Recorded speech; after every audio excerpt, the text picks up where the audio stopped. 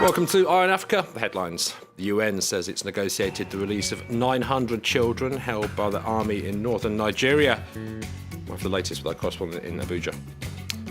Ivory Coast heads to the polls this weekend in a referendum on a new constitution. Supporters say it's a boost for reconciliation. Opponents accuse the president of a power grab.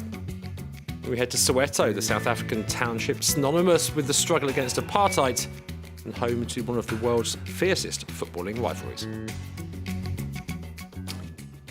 The United Nations says it's negotiated the release of almost 900 children held by the army in the northern Nigerian city of Maiduguri. The country's military routinely detains civilians living in areas formerly under Boko Haram control. That as it continues its offensive against the jihadists who brought death and destruction to the region. The United Nations says there's no justification for detaining minors, with rights groups warning they often end up in re-education centres resembling prisons. A short while ago, I spoke to our correspondent Chika Adua in Abuja. They're supposed to be taken to a rehab center. And again, these centers are sometimes very controversial because some people believe that even children can be implicated in Boko Haram's ideology. But of course, from a human rights perspective, these are young children who perhaps could have been indoctrinated against their will. So right now, we'll see what happens to these 876 children and see if perhaps they'll be able to return back to their homes or if they will continue to be in custody as far as rehabilitation. And tell us a little bit more about how the army justifies this and how widespread it is. It's very, very widespread. We see a lot of young children being held in military barracks in the northeast, which is where the war is being fought. The Nigerian army justifies this by saying, before civilians who were held in Boko Haram territory can join society, they must be vetted. They must go through rigorous scrutiny to make sure, again, that they have not bought into Boko Haram ideology. We have seen children being used by Boko Haram to commit suicide, bomb attacks. So again, that's what the army is saying as far as their justification. To Cameroon next, where the investigation continues into what caused last Friday's rail crash 120 kilometres west of the capital Yaoundé. At least 79 people were killed when the CamRail train jumped the tracks en route to the port of Douala. Owner Bolloré Africa Railways, which belongs to French tycoon Vincent Bolloré, has cited excess speed. But there's also been speculation about alleged overcrowding and the fact that extra carriages had been attached to the train. Our correspondent Zigoto Chaya has the latest. We are at the exact position where the train accident occurred in Cameroon a week ago. And right behind me here is a small valley where 4 wagons are still stuck in there. And the people of this community are saying that they believe very strongly that there are some corpses still stuck on the ground.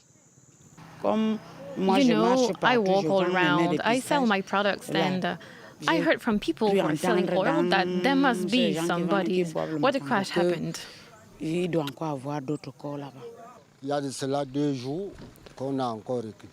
days ago, we found new bodies on the crash site. But there's no rescue workers anymore. I would like the rescue teams to come back and make sure there's no other bodies. The authorities of the Cameroon Railway has decided to disburse the sum of 1.5 million francs CFA to the bereaved families in order for them to organize their burials. Just to add that 1 week after this tragic incident in Cameroon, the figures of the death toll is still a big polemic as people don't believe in what the government have told them. Investigations are still going on and Cameroonians are waiting to see and to hear the outcome of this investigation that led the country in this huge tragedy. Ivory Coast heads to the polls on Sunday to vote in a referendum on a new constitution. Supporters say the plans will help turn the page on years of crisis and bloodshed. But opponents have held a rally in the main city Abidjan to denounce a move they say is designed to consolidate power for President Alassane Ouattara. Our correspondent Katerina Vitozzi has been out on the campaign trail. They are aiming for 96% yes. The government's not going for subtle in its messaging. At this rally in the commercial capital Abidjan, the French word for yes is everywhere. The Ivorian president promises the new constitution will bring an end to decades of instability. He's been a vocal champion of the new laws. The constitution is a guarantee It's a guarantee of peace for the decades and decades to come. So I'm calling on you all to come out and vote on October the 30th. But the opposition is united against the Yes campaign. At marketplace rallies, opposition leaders have called for citizens to boycott the vote. They believe it's been written for the benefit of the president and his allies.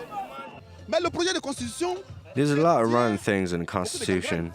I'll give you an example. The president and him alone choose a third of senators.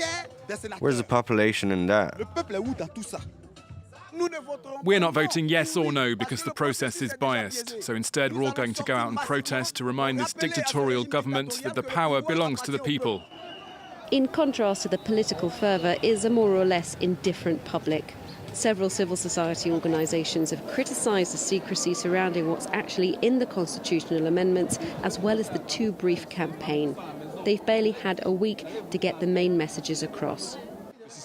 The political system is going to overheat. It's too quick. People aren't informed. Some tell us we don't even know what we're talking about. What is the process? On voting day, what did we do? There are so many questions. Between public malaise and the calls for a boycott, voter turnout will be a key factor in Sunday's poll. Elsewhere, more evidence of the devastating effects of the El Niño weather system in southern Africa. Officials in Zimbabwe have launched an emergency drought response programme after dam levels fell by 42%.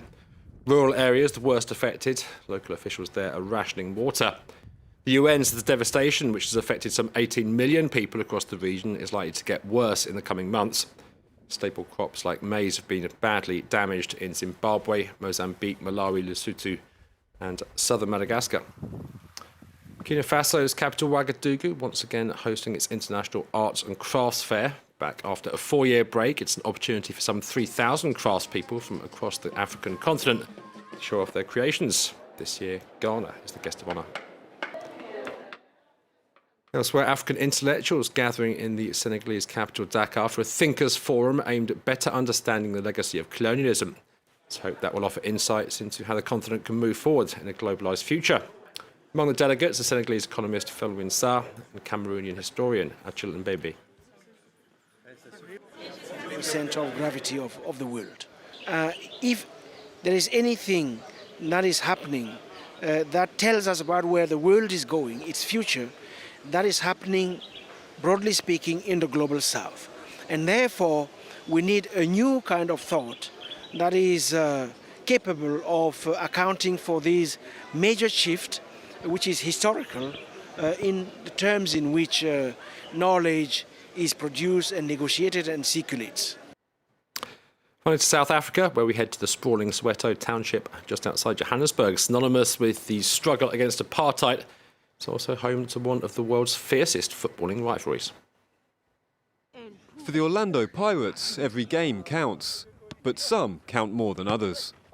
When the Soweto Derby kicks off against arch rivals the Kaizer Chiefs on Saturday, player passions will be running high. I need to motivate my players. Everybody will see we have some couple of injuries, and those injuries from Monday on, they will jump out of the injury room day and will be fit to play. So everyone wants to play these derbies. The fans will also be hyped up, and not just in the stadium. From Cape Town to Durban, every other South African is either a Pirates supporting Buccaneer or an Amakosi Chief for life. Today, rival fans mingle like brothers, though in the past, passions could spill over. I know Pirates supporters wouldn't take defeat very lightly, and sometimes they would resort to violence. Retired Pirates striker Jerry Legs of Thunder Sikosana now trains an amateur league team. He says nothing compares to the derby, and if you lose everything. It's always a big thing when you lose, because even the whole week, moving around, you don't brag, you are not a proud person, in the streets. You lose that dignity. Attitudes among today's players are no different. There are players that play for smaller teams or so-called teams, besides Pirates and Chiefs, and actually play for the national team. Their feeling is not the same, and it will never be the same. The Soweto township is well known as the crucible of the apartheid struggle. But on Saturday, fans can expect a joyful carnival atmosphere, whoever wins. That's it for Eye on Africa. Do stay with us here on France 24.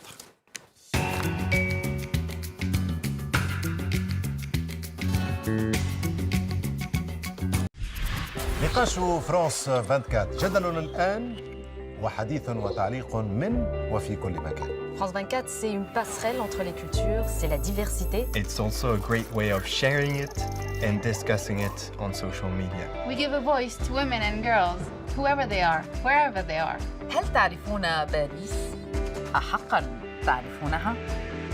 تابعوا France 24 لمعرفة المزيد. Tout ce que vous avez toujours voulu savoir sur l'Europe, c'est sur notre chaîne.